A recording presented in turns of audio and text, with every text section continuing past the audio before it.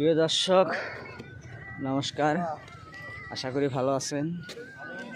এই যে সেই সাদা পাথর পাহাড় চলে এলাম, দেখেন এই যে আমার পাশে বিশাল বড় পাহাড়।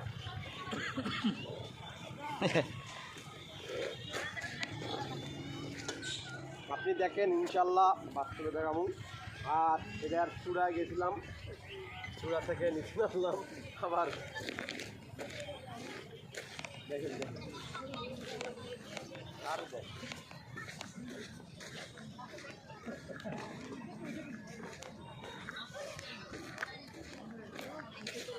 আপনার মতো তো বাবা আমার কিছু নাই।